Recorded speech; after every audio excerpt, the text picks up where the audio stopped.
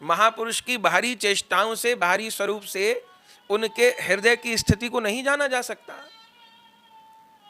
बाह्य चेष्टा तो सदगुरु संत की सामान्य व्यक्ति के जैसी होती हैं। जैसे भगवान नाम में जो अक्षर होते हैं वो साधारण बोलचाल की भाषा में भी हम उन अक्षरों का प्रयोग करते हैं, लेकिन कोई कहे कि नाम के भीतर भी तो वही सामान्य अक्षर हैं। जिस र शब्द का, म शब्द का, कै शब्द का हम प्रयोग संसार गाली में भी करता है और वही शब्द भगवान नाम में प्रयोग होते हैं, तो अंतर क्या? नहीं नहीं भैया, यही तो भगवान नाम देखने में सामान्य शब्द होते हुए भी सामान्य नहीं है। भले राम शब्द का म अक्षर मारने में प्रयोग होता हो, र अक्षर कहीं रोने में प्रयोग होता हो, कोई कहे अरे रोने का र अक्षर राम वाला र अक्षर है, मारने का म अक्षर भी तो राम शब्द में है, पर नहीं, नाम भगवान के अक्षर सामान्य अक्षर की तरह दिखाई देते हुए भी चिन्मय है। अब यह अनुभव कब होगा? साधारण रूप में नाम की कोई बात करेगा तो नहीं, पर गुरुदेव के शरणागत होकर के जब नाम का आश्रय करेंगे तो नाम अपना अनुभव करवा देंगे कि हम सामान्य हैं कि दिव्य हैं। ऐसे ही जो हम मंदिर में जाकर चरणामृत लेते हैं अथवा ठाकुर जी की झाड़ी का जल लेते हैं, तो वह भी बाहर से देखने में तो सामान्य जल है, लेकिन एक वैष्णव के लिए तो वह चरणामृत ठाकुर जी के अंग की धोवन है, अकाल मृत्यु का हरण करने वाला है, भवव्याधि का समाधान करने वाला है। ऐसे तो शालिग्राम जी भी बाह्य रूप से देखने में एक शिला के जैसे हैं, पत्थर के जैसे हैं, पर क्या हम शालिग्राम जी को सामान्य पत्थर मान लें? ना ना, वह देखने में भले पाषाण रूप दिखते हैं, पर हमारे ग्रंथ पुराण तो कहते हैं शालिग्राम साक्षात नारायण है, साक्षात गोविंद है। हमारे गोपाल भट्ट गोस्वामी जी ने तो उन्हीं शालिग्राम जी से राधा रमण लाल प्रकट कर दिए।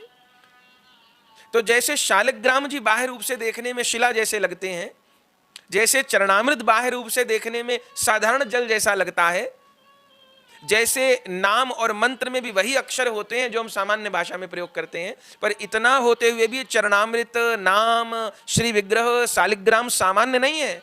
ऐसे सदगुरुदेव मनुष्य शरीर में अवतरित होते हुए भी हमारे जैसे ही हाथ पांव, आंख, नाक, कान वाले दिखते हुए भी वह सामान्य नहीं है, वह चिन्मय है।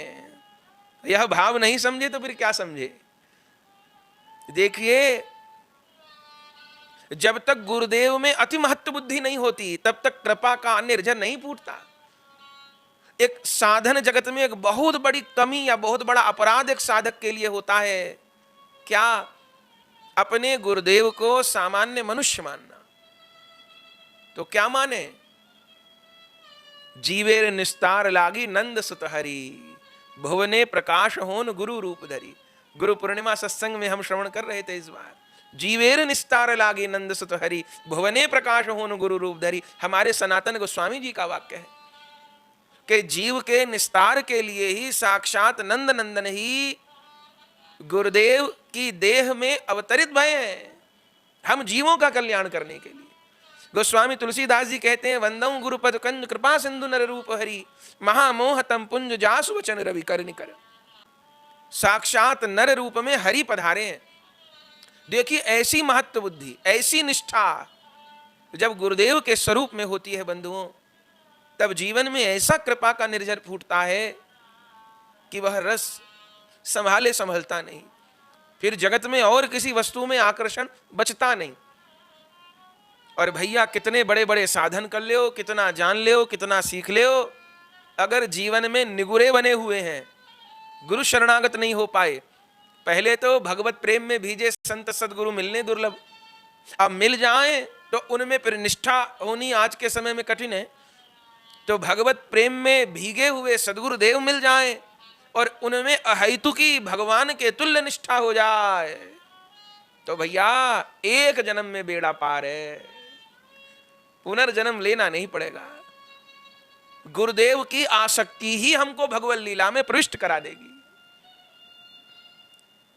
पर बाह्य रूप को देख करके जिनकी बुद्धि सामान्य भाव में डूब गई, पहले वैष्णवों में दोष दर्शन करना शुरू किए, फिर गुरुदेव के स्वरूप में भी अभाव देखने लग गए, तब क्या होगा?